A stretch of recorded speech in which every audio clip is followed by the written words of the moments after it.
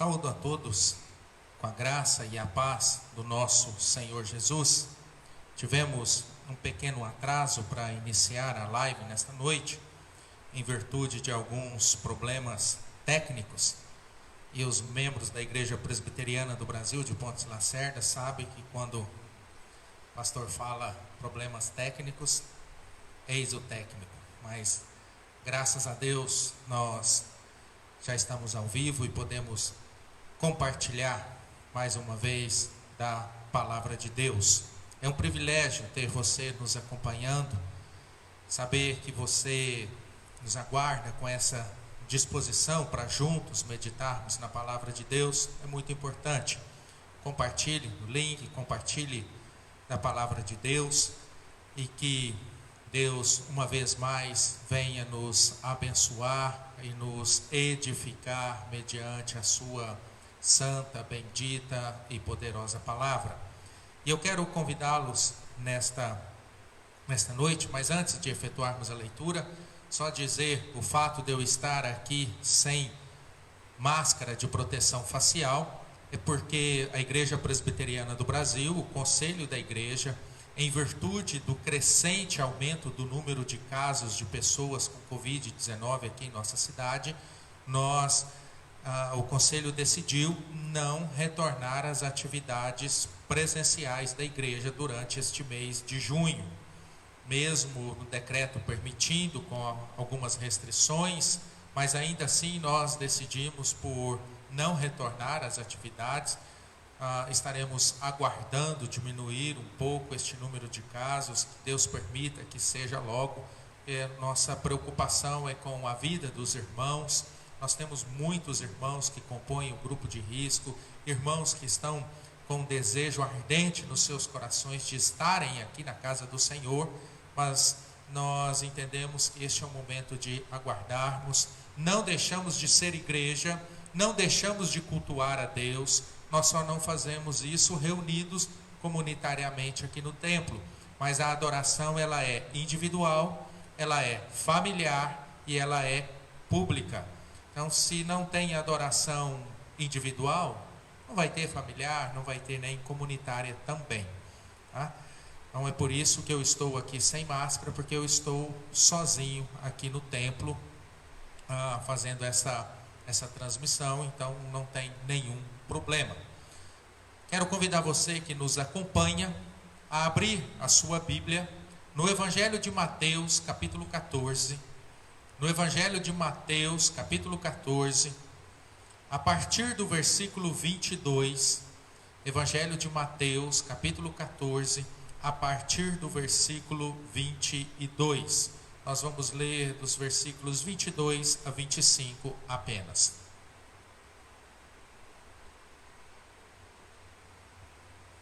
Nos diz assim a palavra de Deus.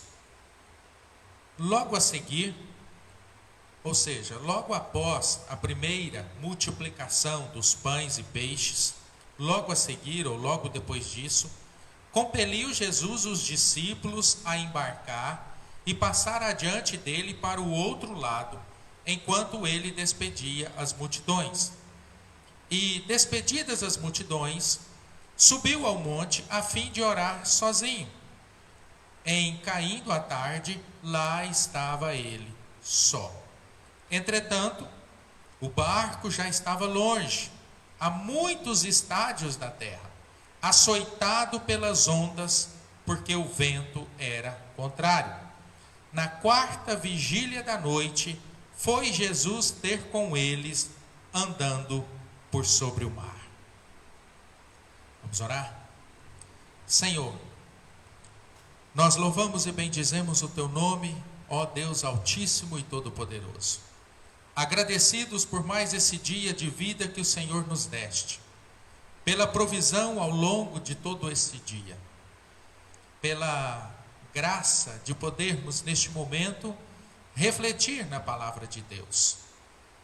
E nós te pedimos, ó Pai, que o Senhor ilumine as nossas mentes e os nossos corações, para que sejamos, ó Deus, edificados mediante a Tua palavra. Que o Senhor fale ao coração de de cada um que está acompanhando esta mensagem neste momento. Em cada lar que ela estiver chegando neste momento, que o Senhor, através do teu Espírito Santo, esteja falando a cada coração que a recebe. Nós oramos agradecidos em nome de Cristo Jesus. Amém. Meus queridos, sem dúvida alguma, aqui em Pontes e Lacerda, nós estamos enfrentando uma situação um tanto quanto difícil, preocupante. E a verdade é que nós enfrentamos muitas situações em nossas vidas. E algumas situações nos deixam perplexos, cheios de interrogações, cheios de questionamentos, talvez dúvidas. Conforme eu disse, a nossa realidade aqui em Pontes Lacerda, nós vivemos dias de apreensão, dias em que temores afloram, a cada dia que passa, a enfermidade está presente, o luto já bateu à porta de muitas famílias.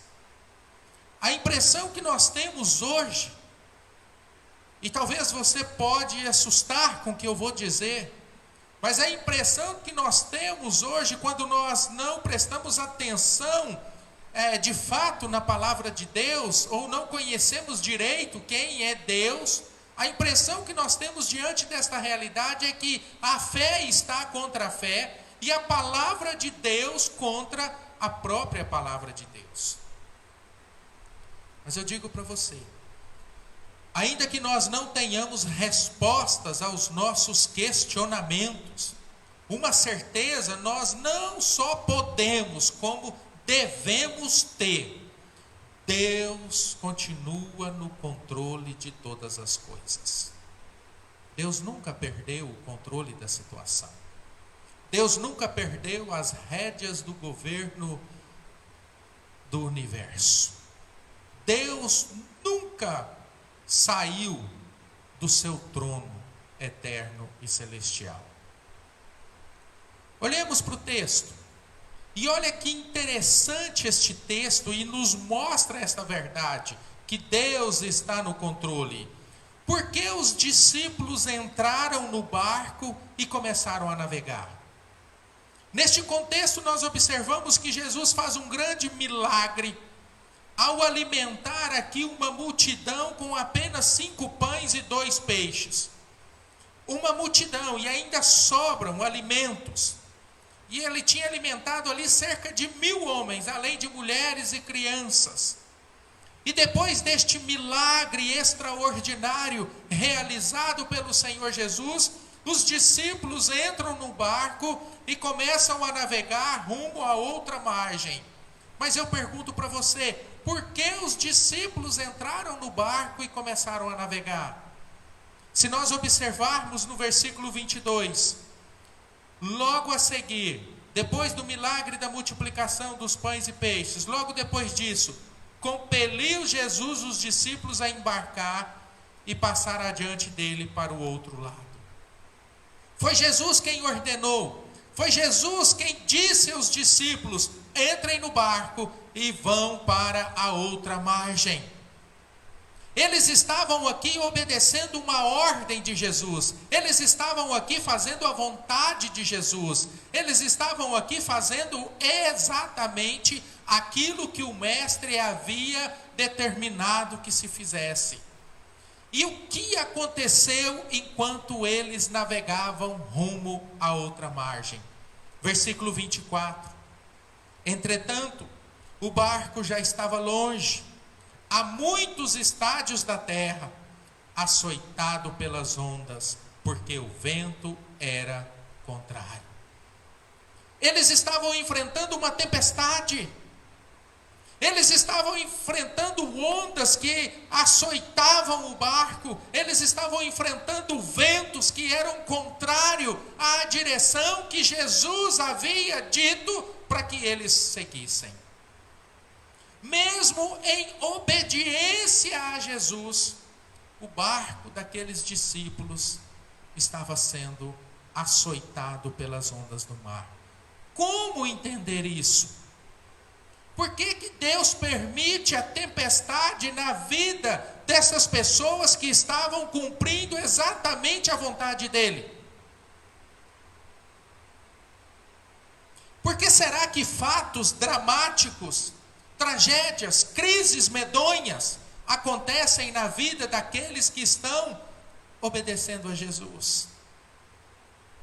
Conforme nós vemos aqui. Os discípulos estavam obedecendo Jesus.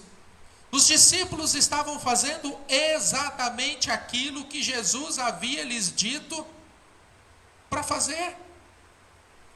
Entrar no barco e seguir até a outra margem. Como entender a tempestade se eles estavam em obediência, fazendo a vontade de Deus? Entender a tempestade na vida do profeta Jonas é fácil de entender. Porque Deus lhe dá uma ordem, manda pregar em Nínive, anunciar a sua palavra àquela cidade, àquela nação. Mas o profeta Jonas se dispõe a fugir da presença do Senhor, como se isso fosse possível. Mas ele se dispõe a fugir da presença do Senhor. E ele embarca tomando um navio em direção totalmente contrária. Ao invés de ir para Nínive, como Deus lhe ordenara, ele vai para Tarsis. Aí nós entendemos a tempestade na sua vida. Mas como entender a tempestade aqui, se os discípulos estão fazendo justamente aquilo que Jesus lhes ordenara que fizessem? Em nossa concepção, nós entendemos que quando nós estamos fazendo a vontade de Deus, ou em obediência a Jesus, nós esperamos o quê? Recompensa imediata. Quer queiramos ou não, nós temos arraigado em nossos corações essa teologia da retribuição. Parece que isso está incutido em nossos corações. Pois se nós estamos obedecendo, se nós estamos lutando para fazer a vontade de Deus, nós entendemos que coisas ruins, ou tragédias, ou tempestades, não podem acontecer em nossas vidas. E aí nós ficamos com aquele questionamento: como conciliar a ordem de Jesus com os perigos que conspiram contra nós, no exato momento que nós estamos fazendo justamente aquilo que Ele ordenou? Segundo os defensores da teologia da prosperidade, eles ensinam que aquelas pessoas que creem em Deus e obedecem a sua palavra não ficam doentes, não sofrem mazelas da pobreza, das dificuldades. E eles afirmam que esses problemas, os problemas naturais da vida, são resultado de incredulidade ou mesmo de desobediência. Mas então como explicar a tempestade açoitando o barco que estavam os discípulos, porque foi o próprio Jesus quem ordenou aos discípulos que entrassem naquele barco e remassem até a outra margem? Por que o barco está sendo açoitado pelas ondas e pelo vento contrário? Queridos, a diferença entre aquele que crê em Deus e obedece à palavra de Deus e o que não crê, ou mesmo o ateu, a diferença não se revela nas circunstâncias, ou seja, naquilo que acontece em suas vidas. O crente, aquele que obedece à palavra de Deus, aquele que anda nos caminhos do Senhor, sofre os mesmos problemas do incrédulo. Ele fica doente, ele fica desempregado, ele tem problemas financeiros, ele fica enlutado do mesmo jeito.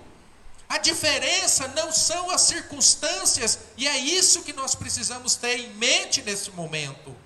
As diferenças não são as circunstâncias, mas o fundamento sobre o qual a nossa vida está construída.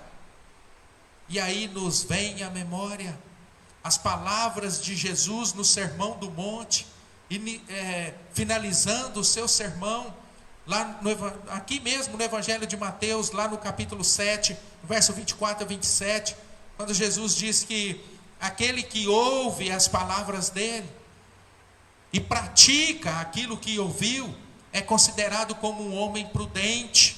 E o que este homem faz? Ele edifica a sua casa sobre a rocha. Mas aquele que não ouve as suas palavras, é considerado como um insensato, um tolo, como uma pessoa que edificou a sua casa sobre areia. Rocha tem firmeza, areia não tem sustentabilidade. E Jesus diz que quando vêm as tempestades, e as tempestades vêm sobre as duas casas, as circunstâncias são as mesmas, mas a diferença é que aquele que está com a sua casa firmada na rocha, ela tem sustentabilidade. Então, obedecer a Deus não é viver em uma redoma de vidro, isento ou poupado dos problemas da vida. A vida cristã não é uma colônia de férias. Nós vivemos cada dia, cada luta, cada batalha, ou mesmo derramando lágrimas, sabendo que Deus está no controle de todas as coisas. As circunstâncias que nos cercam são exatamente as mesmas circunstâncias que cercam também os incrédulos. Mas a diferença é que a nossa fé, a nossa casa, a nossa vida, ela está nas mãos daquele que é a rocha eterna, daquele que é refúgio, fortaleza e socorro bem presente nas tribulações. Mas talvez você possa perguntar neste momento: mas pastor, como conciliar o poder de Deus, tremendo, todo-poderoso, com a perpetuação desta crise que nos cerca por todos os lados? O que nós temos aqui? Nós temos uma tensão das nossas necessidades que são urgentes e em nossa concepção a aparente demora de Deus. Eu quero citar um outro exemplo. No Evangelho de João, no capítulo 11, quando nós temos ali o evangelista João nos falando a respeito da ressurreição de Lázaro. E interessante que a distância de Betânia, onde Jesus estava, era mais ou menos um dia de caminhada. E Jesus recebe a notícia, através de um emissário, ele recebe a notícia que estava enfermo aquele a quem ele muito amava, Lázaro. E Jesus, ao receber essa notícia, ele manda o emissário dizer para Marta algo muito intrigante, que aquela enfermidade não era para a morte, e sim para a glória de Deus. E para confundir ainda mais a cabeça de Marta, Jesus demora ainda mais 2 dias onde ele estava. E quando ele chega, Lázaro já estava morto há 4 dias. E a Bíblia nos fala que Jesus amava Lázaro, amava aquela família. Mas se Jesus amava aquela família, por que ele demorou tanto em atendê-los? Por que ele não foi de imediato? Porque quando ele foi, Lázaro já estava morto.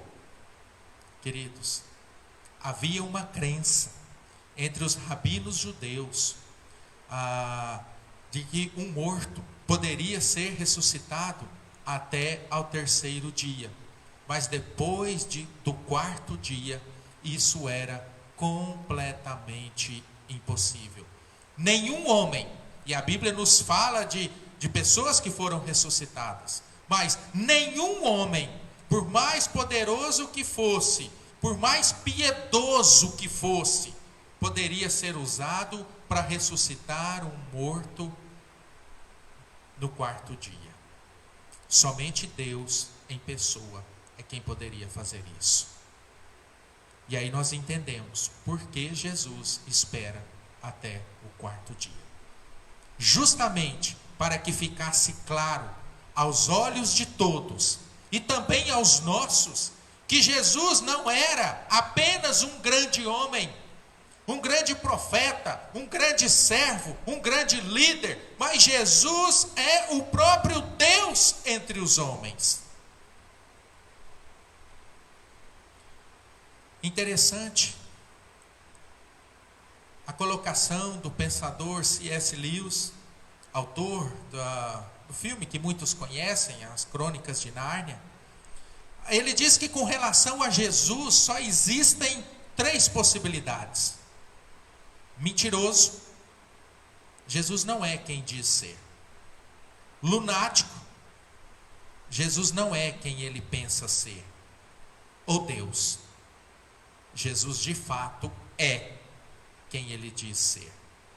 E quando nós lemos a palavra de Deus, aqui no Evangelho de João, capítulo 10, verso 30, Jesus diz: eu e o Pai somos um, porque ele é Deus.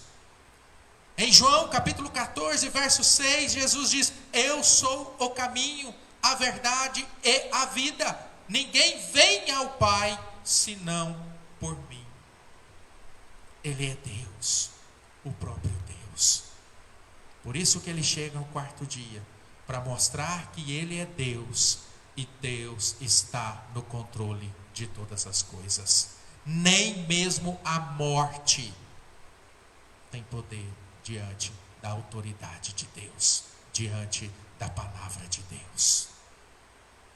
Voltando ao texto de Mateus capítulo 14, quando os discípulos, obedecendo a Jesus, entram no barco, navegam rumo a outra margem, e enquanto estão navegando, sobrevém uma tempestade sobre eles, que açoitava o barco praticamente a noite inteira. E aí nós observamos aqui no texto que Jesus aparece andando por sobre o mar.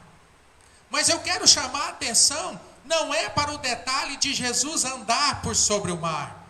Depois, aqui, continuando a leitura, nós vamos ver que Pedro também anda, mas quando ele tira os olhos de Jesus, ele começa a afundar. E aí Jesus o leva novamente ao barco. Mas o que eu quero chamar a atenção aqui no versículo 25 é que quando Jesus foi ter com eles, no verso 25 diz: na 4ª vigília da noite. Quando que Jesus apareceu? Na 4ª vigília da noite. O que isso quer dizer? Essa era um linguajar muito comum aqui entre os habitantes da Palestina nos dias de Jesus. E eles contavam as vigílias da noite a partir das 18 horas, ou seja, a partir das 6 horas da tarde, da noite, das 6 às 9, primeira vigília, das 9 às 12, segunda vigília, das 0 hora ou meia-noite às 3 da manhã, terceira vigília, 4ª vigília, das 3 às 6. Então Jesus aparece aqui entre 3 e 6 horas da manhã. E se você observar, eles entraram no barco aqui à tarde. Praticamente uma noite inteira de luta diante de uma tempestade. E Jesus só chega na 4ª vigília da noite. Como entender isso? Como entender essa demora de Jesus, se foi o próprio Jesus quem os compeliu a entrarem naquele barco? E aí ele demora, parece que está distante, indiferente com o que os discípulos estão enfrentando. Não, meus irmãos, Deus não está distante, Deus não está indiferente. Mesmo quando aos nossos olhos parece que Deus está indiferente, saiba que Deus está trabalhando a favor do seu povo. Deus está trabalhando a favor da sua igreja. E não sou eu quem estou dizendo isso, é a palavra de Deus. No livro do profeta Isaías, capítulo 64, verso 4. Porque desde a antiguidade não se ouviu, nem com o ouvido se percebeu, nem com olhos se viu Deus além de ti, que trabalha para aquele que nele espera. Este é o problema. Nós não sabemos esperar.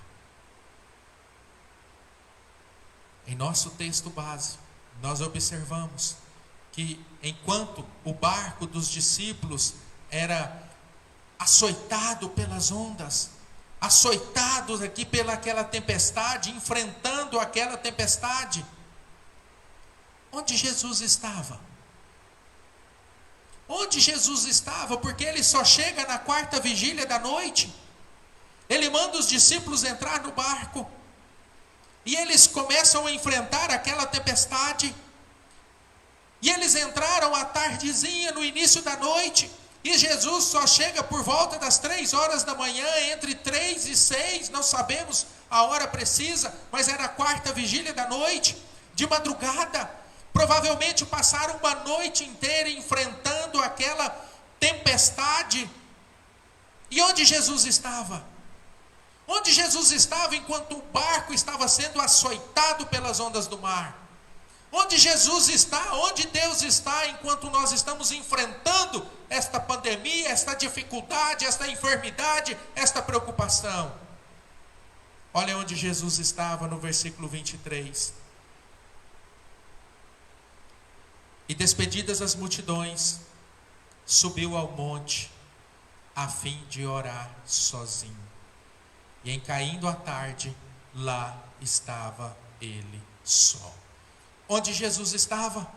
Jesus estava no monte, orando por eles, intercedendo por eles.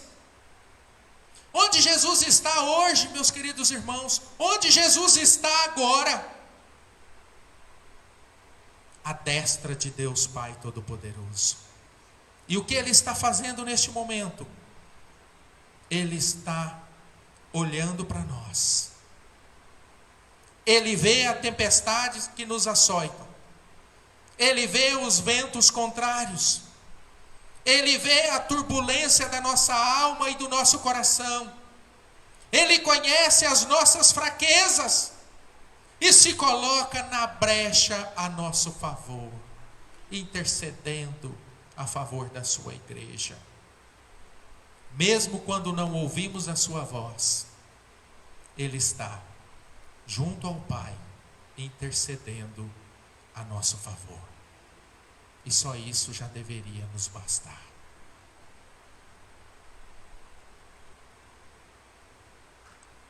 E eu finalizo com uma aplicação de tudo isso que nós vimos. Muitas vezes não temos explicações e nem respostas às nossas perguntas, aos nossos questionamentos. Não vamos entender o que está acontecendo. Mas o nosso maior consolo, o nosso maior conforto, não está na resposta ou explicação aos nossos dilemas. Não é na resposta aos porquês da vida que está o nosso conforto, que está o nosso consolo, mas sim na consciência de que Deus está no controle de todas as coisas. Aí está o nosso conforto, aí está o nosso consolo, aí está a nossa esperança. É por isso que a igreja não somente pode, mas deve ter esperança, porque Deus está no controle de todas as coisas. Que Deus abençoe ricamente. Vamos orar? Deus, muito obrigado por esta palavra que traz, reaviva em nossa mente, em nossos corações, que mesmo apesar das turbulências, das tempestades, das adversidades que nós enfrentamos, o Senhor continua no controle de todas as coisas. O nosso conforto, o nosso consolo, a nossa esperança não está nos porquês, nas respostas, nas explicações. Não, está no Senhor, o Deus gracioso, Criador do universo. Pai, mais uma vez nós rogamos pelas nossas tão pobres vidas, que o Senhor tenha misericórdia de nós. O nosso coração descansa ao sabermos que, assim como Jesus estava ali no monte orando, intercedendo pelos discípulos, enquanto eles lutavam, enfrentavam a tempestade, da mesma forma, o Senhor Jesus está neste momento intercedendo pelos teus, intercedendo junto ao Pai, pela igreja, pelo povo remido, pelo povo lavado pelo seu sangue. Pai, que cada coração, que cada alma, que cada vida que de fato seja tua, sinta a paz, o consolo e o conforto do Senhor, Pai. E que tenhamos esperança para prosseguirmos na nossa jornada. Que o Senhor abençoe ricamente. Humildemente oramos e te pedimos em nome de Jesus. Amém.